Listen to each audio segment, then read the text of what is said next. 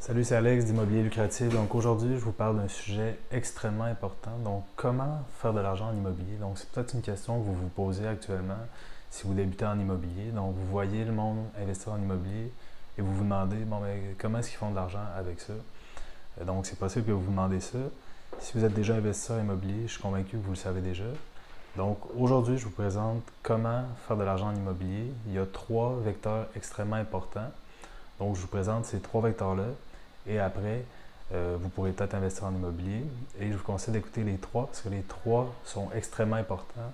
Donc, écoutez la vidéo jusqu'à la fin. Donc, c'est parti, on y va.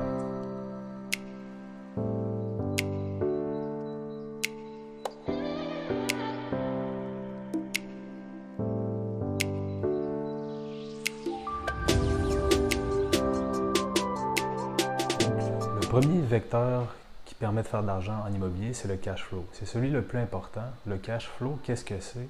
C'est la différence entre les revenus de vos locataires, donc les loyers que vos locataires vous payent, et vos dépenses. Donc vos dépenses, c'est quoi? C'est votre hypothèque, votre assurance, vos taxes, votre hydroélectricité, des dépenses comme ça, votre entretien.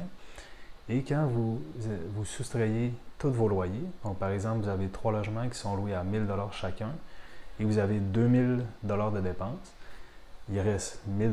Donc 1000 $, c'est l'argent que vous faites à chaque mois dans vos poches. Donc ça, c'est le cash flow. Le deuxième vecteur très important, c'est la capitalisation. La capitalisation, qu'est-ce que c'est? En fait, c'est que quand vous allez investir en immobilier, par exemple, vous achetez un bloc à 300 000. Donc vous n'allez pas débourser 300 000 de vos poches. En fait, ce qui va se passer, vous allez prendre un crédit immobilier et vous allez le rembourser au fil du temps à chaque mois. Et qui va rembourser ce crédit-là? En fait, c'est pas vous, c'est vos locataires en payant vos loyers. Donc, qu'est-ce qui se passe dans ce temps-là? C'est un peu comme mettre de l'argent de côté, mais c'est pas vous qui l'avez déboursé. Donc, la capitalisation, c'est ça. C'est que vous construisez un actif, donc vous payez votre bloc au fil du temps. Donc, par exemple, après 25 ans, le bloc que vous avez payé 300 000, ben, vous n'auriez plus besoin de le rembourser, il va être payé au complet et vous allez avoir un actif de 300 000. Le troisième vecteur très important, c'est la plus-value. En fait, ça, c'est la valeur que vous allez dégager lorsque votre bien immobilier va prendre de la valeur au fil du temps. Donc, de façon générale, votre bien immobilier va prendre de la valeur avec le temps.